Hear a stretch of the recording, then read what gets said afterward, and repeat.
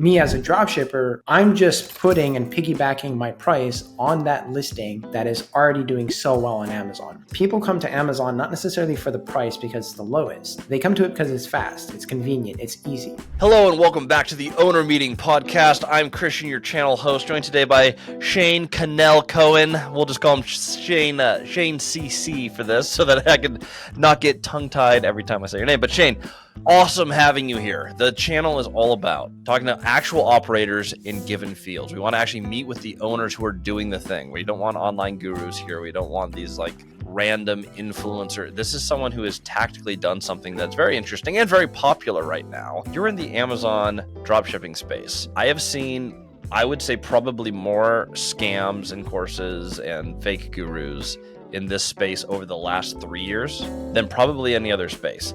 I want to hear a little bit about your business because I got to talk to Shayne a little bit before. There's something about the way he does this that's a little bit different. But you actually built the business. You've been successful in the business. I want to talk about two things primarily. Talk about the actual core business, how you got started and why we're there. And then I actually do want to dive into why this got so popular in the fake online guru space. Because this model is everywhere, and people who are doing it correctly and actually making money, it's a much different business than the way it's presented. So I'm excited to dive into this. I've had a lot of thoughts about this for a long time. Shayne, we're going to open it up to you. First question, when did you get started in this business? So the moment I got started, and first things first, obviously I appreciate you having me here.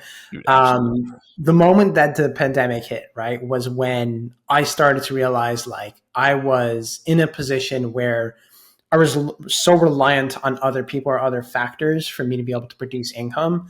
Mm-hmm. And the moment that the government kind of swept that away from me, where, I no longer was able to go to school, I couldn't, work my regular job that I wanted to be able to work, I started to realize that was not a position that I wanted to be in. So when the pandemic hit in 2020, I decided, the one thing that was continuously running while everything stopped was Amazon, right? So that kind of changed my perspective, wherein Amazon had their best year throughout the pandemic, just because everyone was home, everyone was on stimulus checks, and the only thing that was open literally was Amazon. So people were just buying products day in and day out. So I thought to myself, look, if I'm spending money on Amazon, if so many other people are spending money on Amazon also, why can't I flip the switch and also make money with them as well? And that's when I started to realize it was 61% of Amazon's revenue is generated by third-party sellers. And that changed a lot for me in my perspective. They have a very good business model. This is something that I hear all the time on the channel, by the way. Hey, my largest company started during the pandemic. I actually bought hundreds of rental properties during the pandemic. And it's because I had the time to sit down and think. And this is what happens with most people. I don't think we actually take any time outside of the workday to actually think about what we want to do. As entrepreneurs, so many of us had our startups here because we actually had dedicated time where the government said, hey, go to your house and work's going to be really hard and painful. And a lot of us got these ideas of well, what do I actually want my life to look like? What opportunities are out there in front of me? This happens so much. One of my big takeaways here is you don't need a pandemic to have that moment. You can also just take an hour out of your day instead of watching Netflix and imagine what opportunities are in front of you and what you want your life to look like. For most of us, including myself, this seems to be the timeline where we all woke up and went, wait a second, I don't have to do the 9-to-5 grind. What were you doing before that in 2020? Before you had this realization that there's a business model that's right in front of me. What were you doing before that? Yeah. So at the time that happened, I was 22 years old. So I'm 26 now. And while I just kind of grew up in a regular family, I followed the same path. I went to college, and then I decided I'm going to go to university to study to, major in finance. And I was working part-time as a valet as well to kind of have a little bit extra cash on the side. It was a fun job also. You get to drive nice fancy cars that you don't own. So that was kind of what I was doing before that. Yeah. And, as a university student as well, it's pretty much I had a very hectic schedule. I was devoting a lot of my time towards it. So I was very much just working part-time, maybe earning about $300 or so a week from my valet job, which at that time for me sounded like it was, amazing. But then when I got all of that kind of swept out under me, I was kind of like, okay, tough spot to be in now. Mm-hmm. And then that's when you go, hey, what other opportunities are in front of me? Of all of the things out there, actually, before I even ask this question, for those who are hearing this concept for the first time, and I think the internet's done a pretty good job of talking about this a lot, but for those who are hearing this model for the first time, explain Amazon drop shipping in layman's terms, what it is that you do with Amazon to make money. Yeah. So all we basically do is we have to think of ourselves like the middleman, right? Like the intermediary in this certain aspect. So my supplier that I'm connecting with, and by a quick little note, like we're not sourcing overseas. So the traditional dropshipping business model that everyone oftentimes is so used to, AliExpress, Alibaba, like we're not touching those things. We're only sourcing within a domestic marketplace. So if I sell in the US, I'm utilizing US based suppliers that are on US soil. If I sell on Canada in the Canadian marketplace, I'm using Canadian based suppliers. And with that, it's basically the same concept of like buy low, sell high. But I'm trying to find products that my supplier has from big brand names like Nespresso, Keurig, KitchenAid, and whatnot, and trying to see if they're selling on Amazon at a markup. And that difference is basically where I make my profit. Now, the only thing is that I'm never placing bulk orders. I'm never utilizing Amazon fulfillment services. So, Amazon FBA, and I'm never buying the product before it actually sells. So the reason why one would actually want to drop ship on Amazon is just because it's mitigating as much risk as you possibly can. So you only ever spend money once you know that someone has purchased an item from you first. So the moment that someone buys something from you, then you go to your supplier, you purchase that product utilizing your credit card at a lower price, but you have that product sent directly to the customer's doorstep for you. That way you just earn the profit that you've been able to earn from the product that was actually sold. Now, what drives someone to a storefront? So you create your online storefront, wherever that is, and it lives on Amazon, but you were able to find the supplier at a lower price. What drives someone to your platform? How are you getting the traffic there to say, hey, they're going to buy from me at a slightly higher price so that I can order from someone else and do the traffic? Like being essentially, how are you driving the traffic to where you're making a margin being the middleman here? So all you're really doing is, like I alluded to in the beginning there, you're reselling pre-existing branded products that are already dominating within their specific niche, right? So like, for example, Ninja and Ninja Creamies were all the hype throughout the summer where those products just took off. So me as a dropshipper, I'm just putting and piggybacking my price on that listing that is already doing so well on Amazon. Mm-hmm. Now, it's not that people come to my storefront. It's just people come to Amazon not necessarily for the price because it's the lowest. They come to it because it's fast, it's convenient, it's easy. Right? So that ignorance that a lot of Amazon customers oftentimes have, that's where, generally speaking, I'm able to leverage. And people don't realize that, there are other places that they can get the products at a cheaper price, but they only go to Amazon just because that's what they know, like, and trust. So when you're posting on Amazon, so let's take a super premium item like the Ninja Creamy. That's a great example. My little sister got one. She loves it. This is a relatable topic. What keeps 30 different vendors rushing to the same product at the same price? When you have something that is hot and trending, this feels like something that doesn't have a large economic moat. If you're going to, so if I'm understanding correctly, there's another site you can get this item less expensive from another vendor. You can place the order yourself. You can order it somewhere else. How are you ranking on Amazon in a way where they're purchasing from you and not having 30 people sell the same Ninja Creamy at the same price? How are you winning in this business? It seems like there's such a low barrier to entry. How do you compete on a product? Yeah. So, I mean, look, that kind of gets answered in two separate parts. So there was a stat that came out that there's about 900 million products sold on Amazon US today. Right. So the idea of it's hard to compete, or there's too many, people out there doing the same exact thing.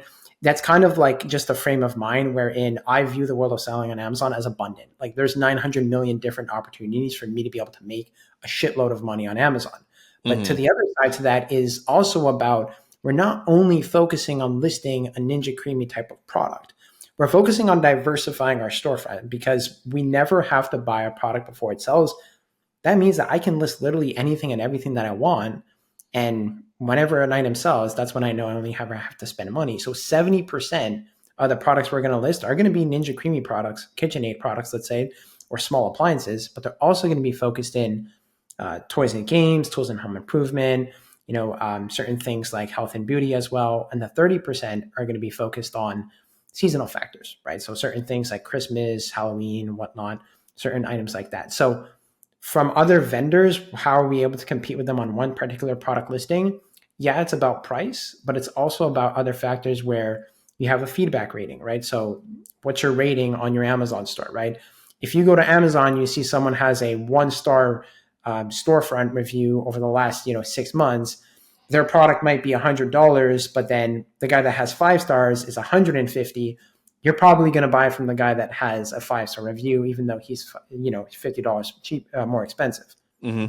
So there's certain factors that we play into account, like the price, like the feedback score of every single Amazon account, the shipping times as well, right? And also certain factors with perceived value methodology. So sometimes we can influence the way in which people perceive a product listing to be for the price that we're offering at in a way that's superior to what our other competition is actually selling that same exact product at a certain price point. One thing you mentioned in there that comes to mind, shipping times.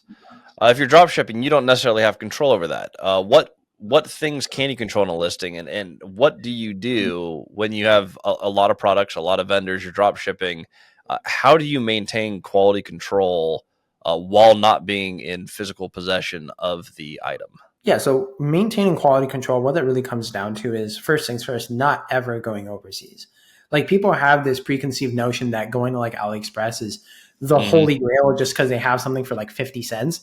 Yeah. But, especially with Trump now in office as well, like there's going to be imports, there's going to be duties, there's going to be taxes on all the products that are coming overseas. So by sourcing from a domestic marketplace, so if I sell in the US, I'm using US based suppliers.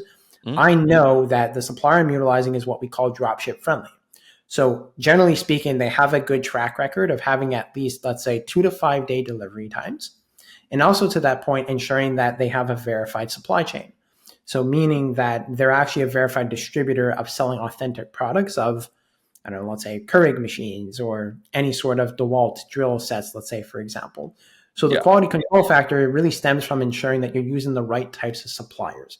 That's the really number one key point, not just any and every supplier that you find out there. And that makes sense. And so you're tailoring down your list. You're getting this. How does one decide, hey, I think this product has a margin and I can get people to come to my store to purchase this?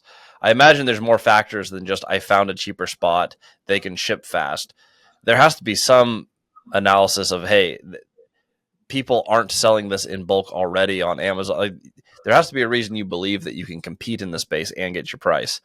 In a nutshell, like the 30-second elevator pitch, you can go over 30 seconds, but what is it about a product where you see this product and you're like, this checks all the boxes. I can get it for the right price. I'm getting the margin I want, and I have the correct amount of competition where I think I can make money on this. Yeah. So generally speaking, what you're first going to want to look at is something called the bestseller rank.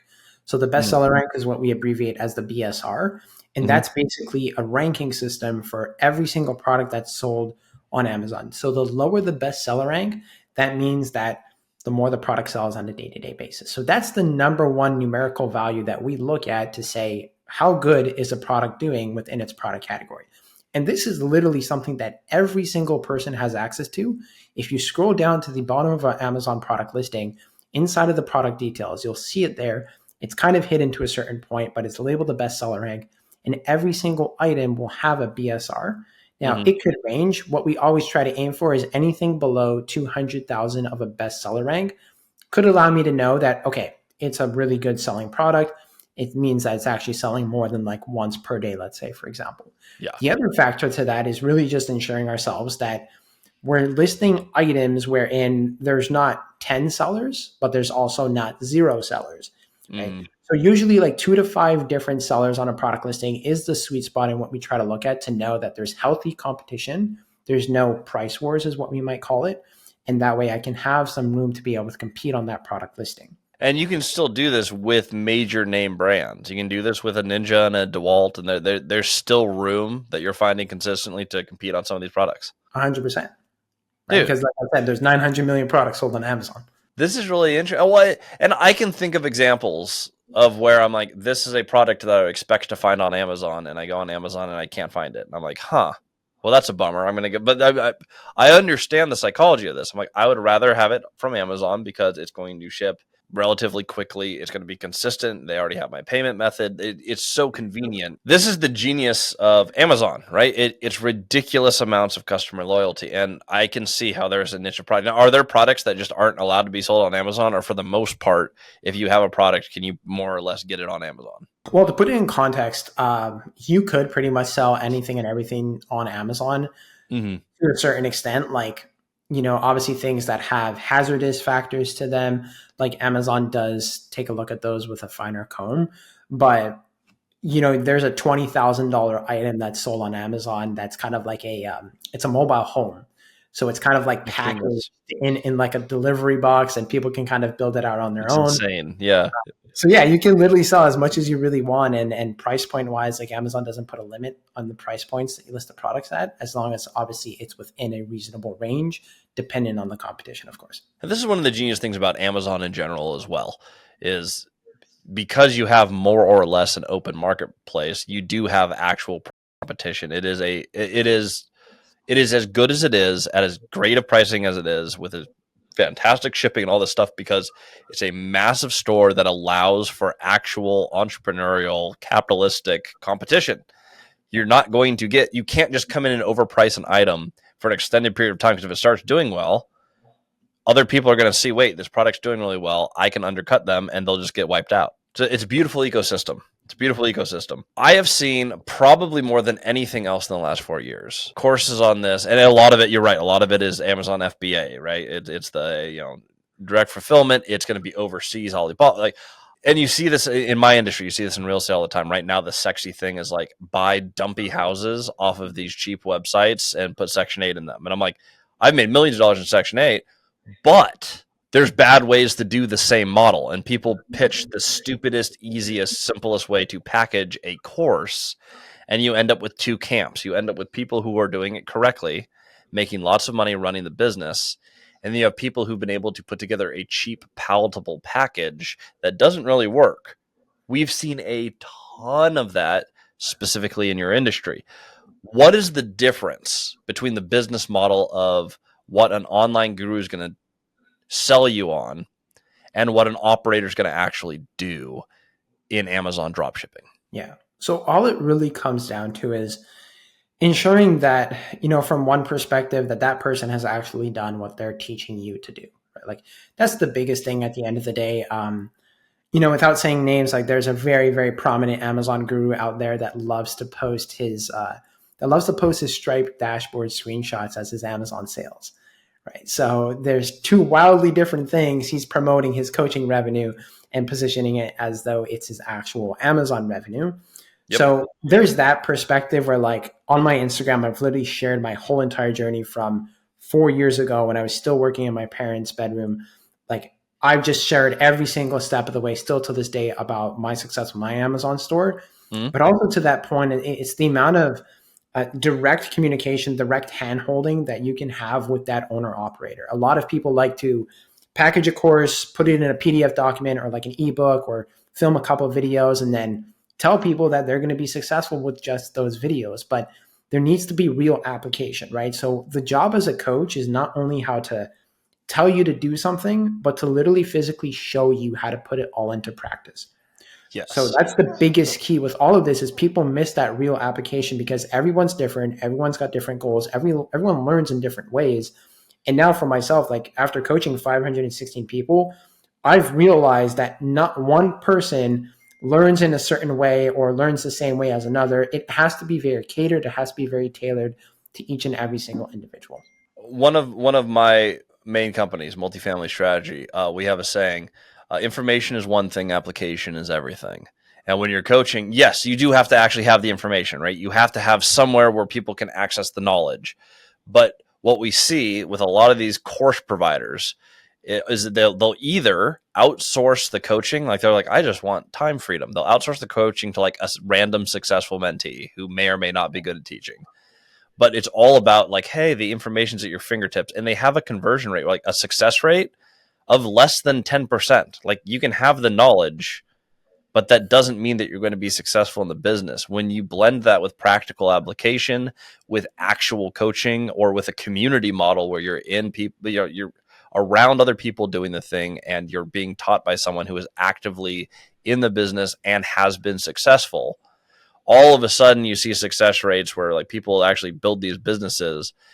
You can have online courses and mentorship groups or communities with success rates up like upwards of 50%. Like you sign up, more than half their students are successful. And it only happens when they do exactly what you just said. I mean, you said the magic words.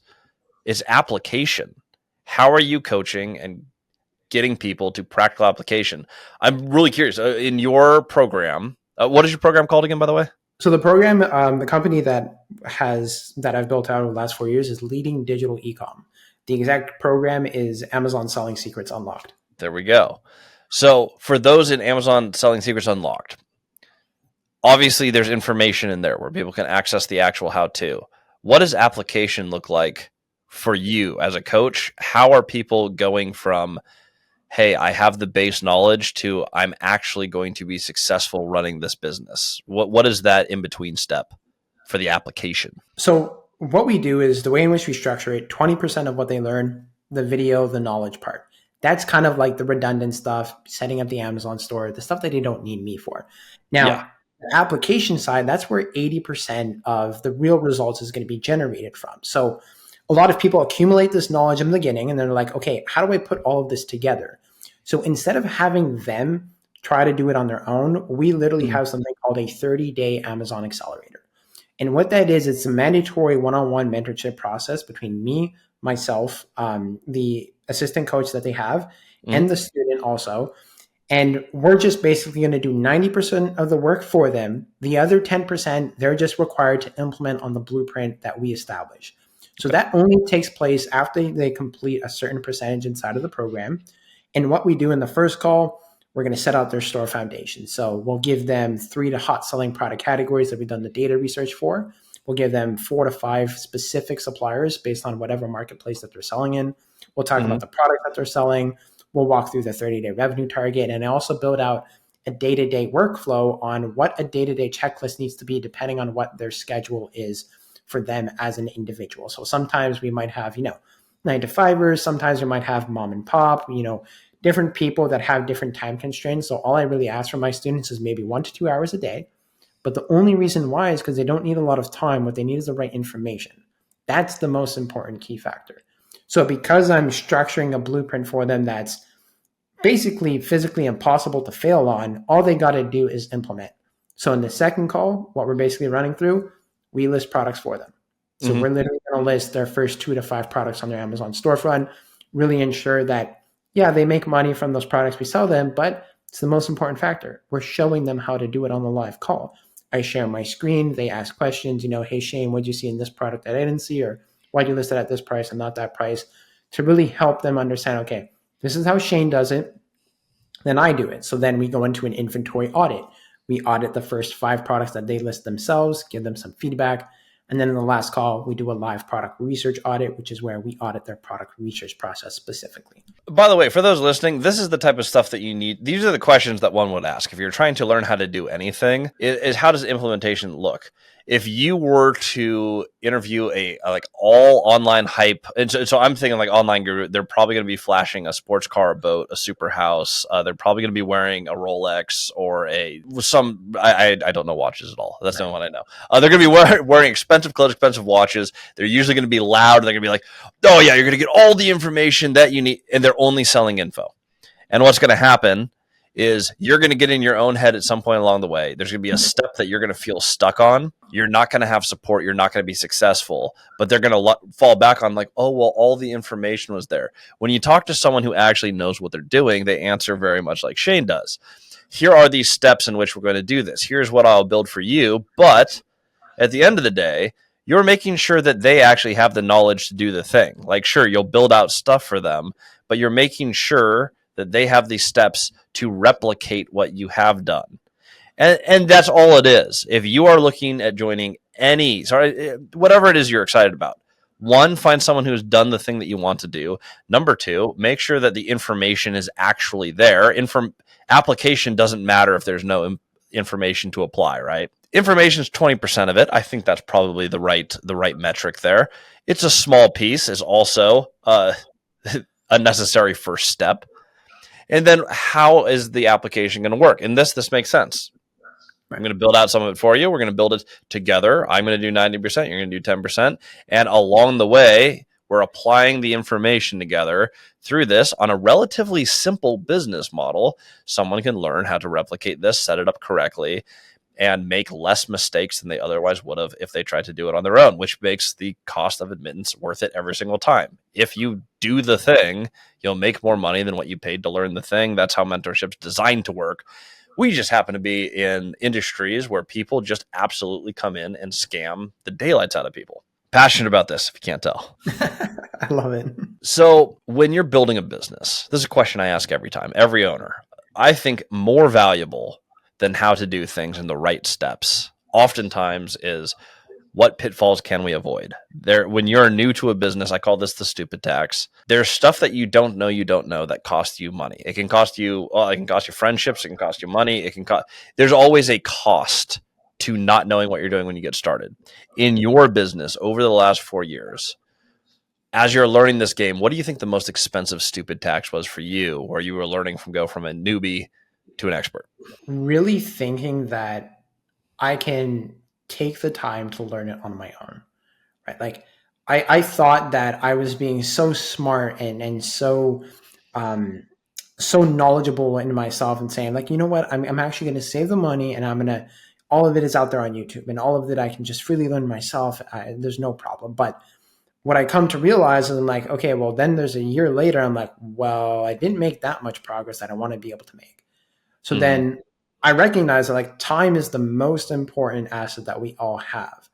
So if I could invest my time, invest my money to help me buy back more of that time, that's something I will do tenfold, because a lot of people, when they're first starting out their business, they might not look to mentors. They might not look for, the people that have been doing what they want to be able to do. They want to try it on their own for the sake of saving money. And that's fair. I understand your perspective, but understand the trade-off of it is, look, you're going to go through headaches. You're going to waste a lot of time.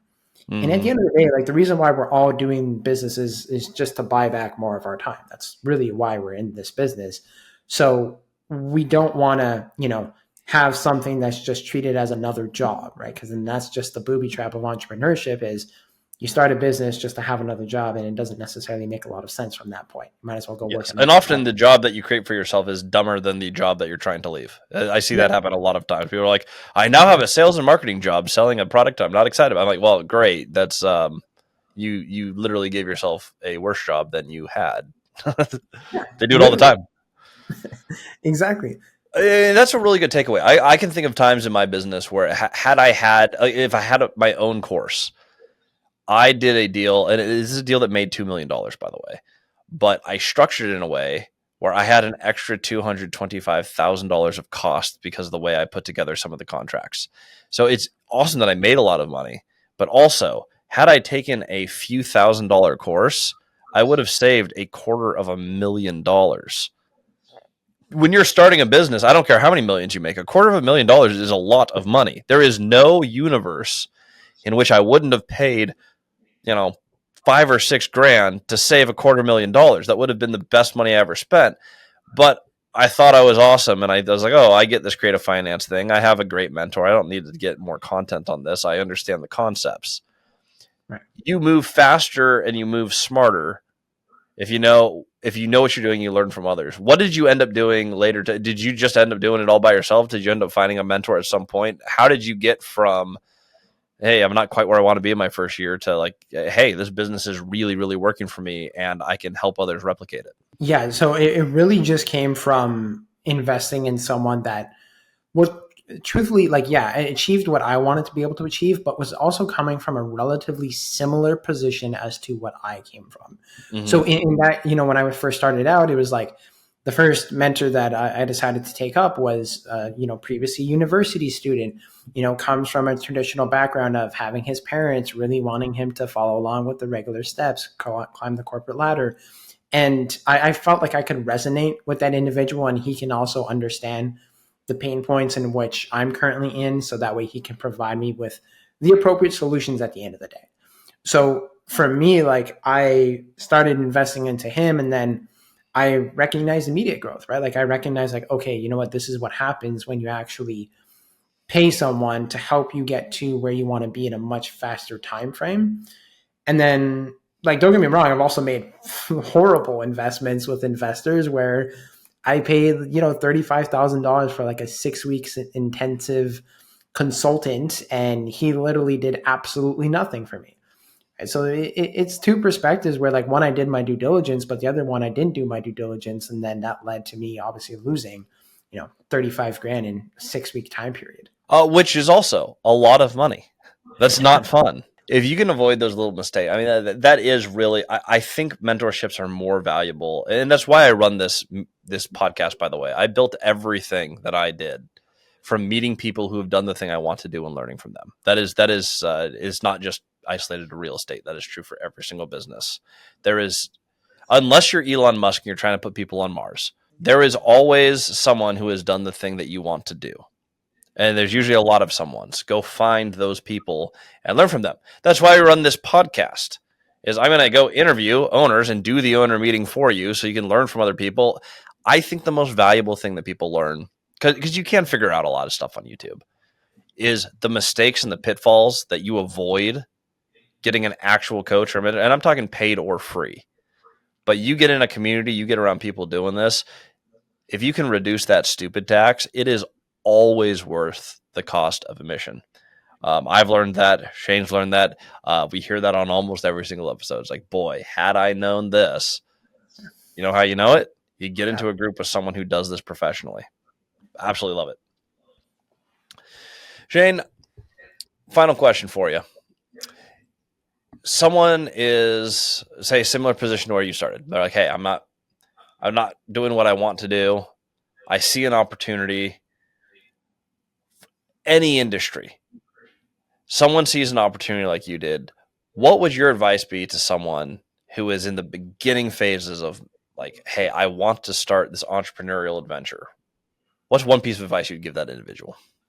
Well, it's hard to narrow it down to one piece of advice, but what I would really say is, like, look, the stress and anxiety that a lot of people oftentimes have in their day-to-day lives is not more so coming from the decisions that they've made, but more so from the decisions that they did not make.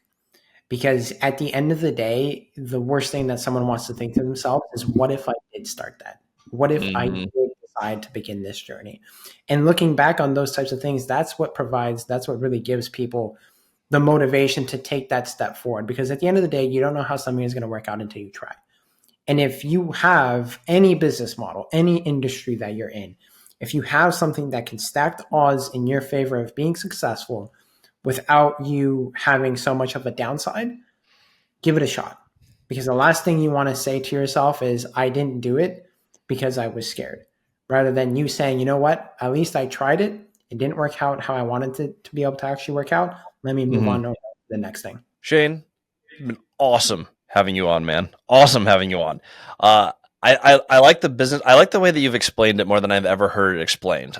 Because of all of the marketing to this, and this is why I wanted to have Shayne on, by the way, because of all the marketing that I've seen for similar business models and how many just like fake coaches there are out there. This was one where I'm like, I really want to break this down with someone who actually understands how it works. I mean, every answer was what I want to hear from someone who's passionate about what they do and knows what it is that they're actually doing. This business model makes sense. I didn't ask him easy questions, and I didn't tell him what the questions were going to be. Like, he had to explain, like, okay, this is how you'd compete, and this is how you can actually take a name brand product and still make a healthy margin on it, competing on the world's biggest platform. That is super interesting to me, man. The business that you built is interesting. You've been able to do this at a high level. It's absolutely awesome. Thank you, man. And I appreciate you giving me the opportunity to come on here, share my experience, and same to you. Everything that you've built, everything that you're doing here as well is nothing short of literally just inspirational. Oh, that's awesome. Well, you guys, check out the show notes below, but in the description or in the notes, you guys can check out how to get in contact with Shayne. Shayne, what's the easiest way to find you or find your coaching program? Yeah, so people can just find me on Instagram Mm-hmm. at shayne.ecom. If not, you can head on over to my website. It's called leadingdigitalecom.com, where you can find everything about me, my journey, everything in regards to my students, our live case studies that we've done. And if you feel like you want to be able to actually take a look at what the program's like in a much deeper look, just don't be afraid to book in a call. I mean, I always want to be able to see how I can help people the best. And yeah. Perfect. Shayne, awesome having you, man. For everyone else, we'll see you on the next episode.